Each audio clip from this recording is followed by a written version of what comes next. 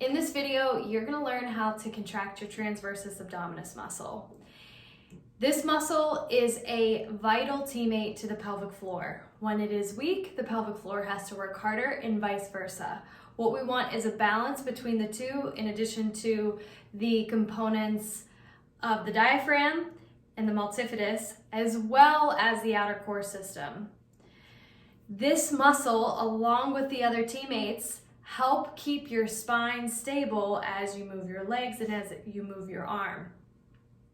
In the video that you saw prior to this with me marching, shows you a way to identify potentially which part of the transversus abdominis muscle is not functioning properly.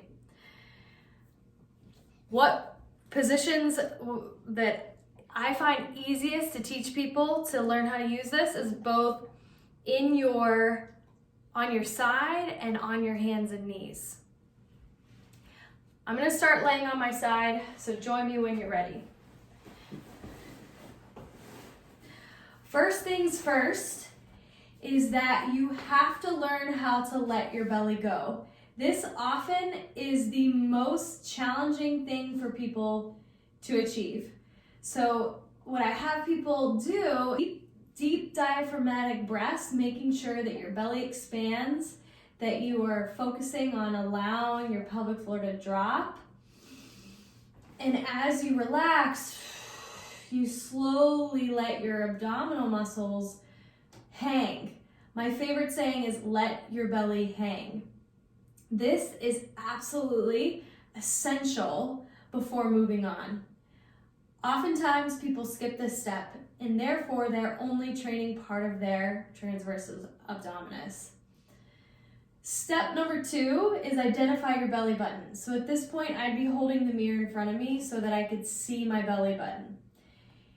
Once I know that I'm fully relaxed, I'm going to gently draw my belly button inward towards my spine. And then I'm going to gently, completely relax. And I'm not going to let everything plop out. Second way I want you to try doing this is gently contracting your pelvic floor, less than 50% effort, and then draw your belly button in towards your spine.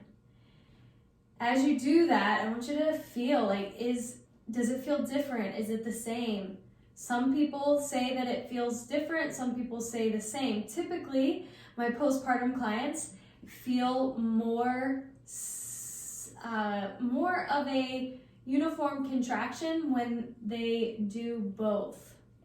It's important to note that as you do this movement, there is no movement in your lower back. You are in a neutral posture the whole time.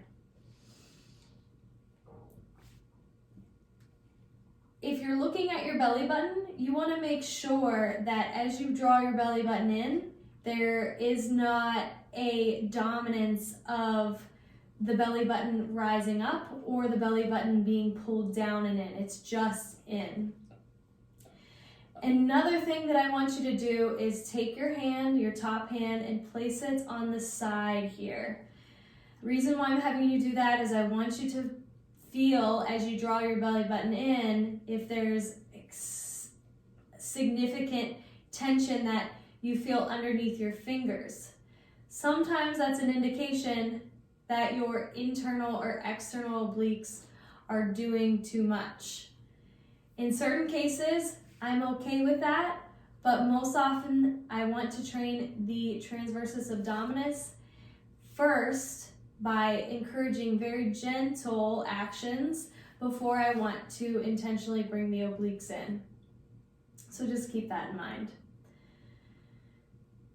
Once you got this down, I suggest counting how many reps that you can perform before you get tired. So oftentimes people get tired pretty quickly, but I have people hold in and I have them count out loud to 5. When they count out loud to 5 and they're able to maintain the same voice tone, I know they're doing a pretty good job coordinating with their diaphragm. But let's say if I have you hold in and you're counting out loud to 5 and it sounds like 1, 2, 3, 4, 5, or it's not a normalized voice, then I know that that is too advanced and that person cannot isolate at that time. So step 1, belly button in, don't worry about the pelvic floor. Step 2, pelvic floor gently contracts, then belly button draws in. Step 3, see if you can hold and count out loud to 5. And if you can, repeat that process, so counting out loud to 5, completely relaxing and repeating for as many reps as you can until you're really tired. Then and I say really tired, but moderately tired.